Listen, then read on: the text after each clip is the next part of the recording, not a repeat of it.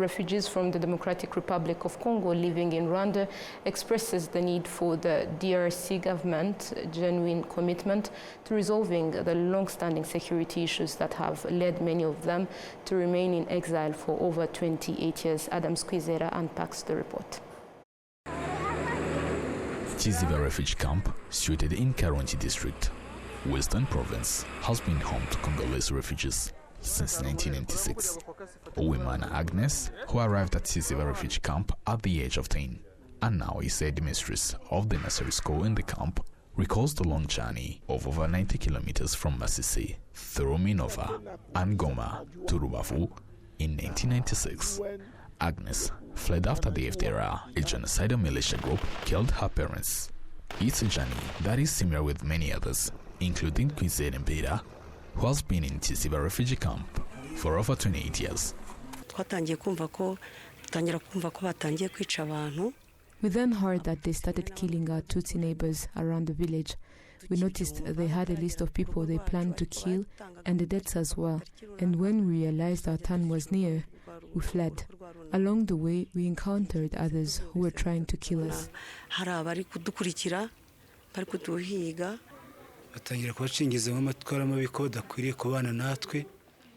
They began spreading genocide ideology to our neighbors. They started stealing our cows and killing us one by one.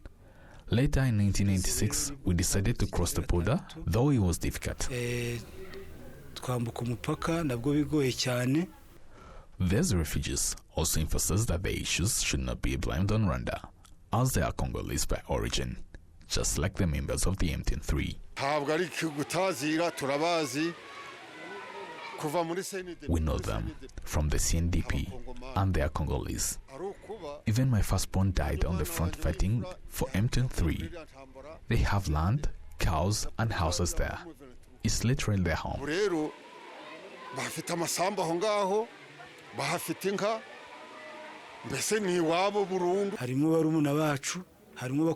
are our young and older brothers, but calling them Rwandans ignores the root causes of this issue.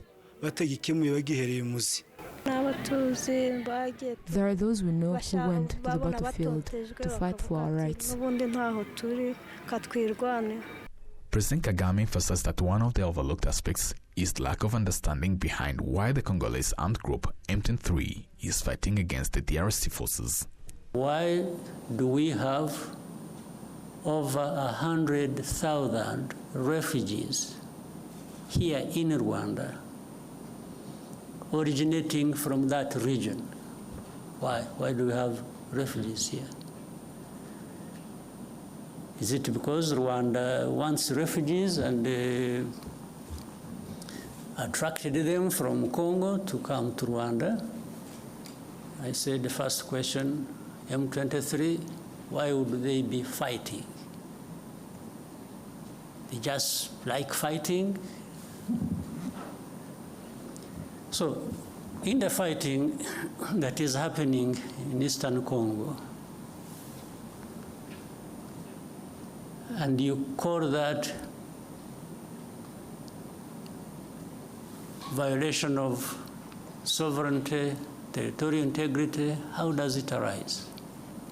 On one hand, these are Congolese. On the other hand, they are foreigners. So how do they combine these two identities? How do they happen to be Congolese on one hand, and then they are foreigners who have invaded Congo and therefore breaching everything about sovereignty and territorial integrity? Fleeing the insecurity in Eastern DRC has become a daily reality for Rwanda-phones Congolese. Some have recently arrived at the Ngamira Transit Center, including Guamararo Clever, who fled after the FDLR looted his properties and killed his children, leaving him with nothing.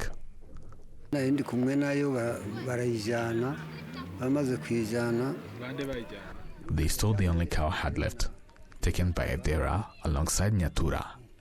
The only remaining child was killed, and my wife was here in the camp of Ngamira. I decided to come because I was left with nothing.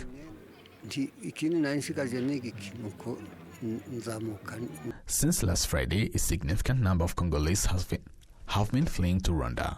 And even today, the influx continues as people flee the ongoing insecurity in eastern DRC. The deputy spokesperson of the government of Rwanda, Alain Mukurarinda, emphasized that the government of Rwanda is prepared to continue receiving refugees in the line with the international law, ensuring their protection and support. Kuva imirwano yakaza umurego bikegera Goma abantu bumva amasasu ubuyobozi. From the beginning of the escalation of these fights coming towards Goma, our government officials responsible for handling refugees are prepared to receive anyone who identifies themselves as a refugee. Rwanda is ready to receive them.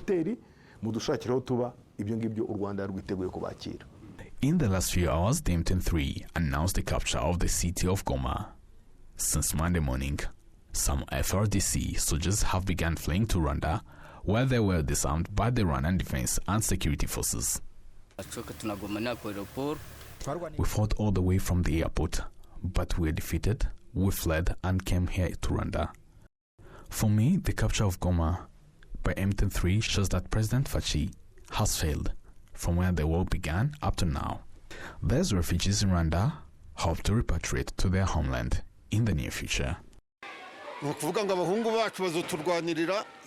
Our boys will fight for us and resolve the issue.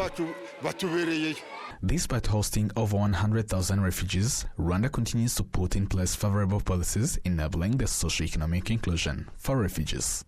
Adam Squizera, reporting for RTV News in the western province of Rwanda.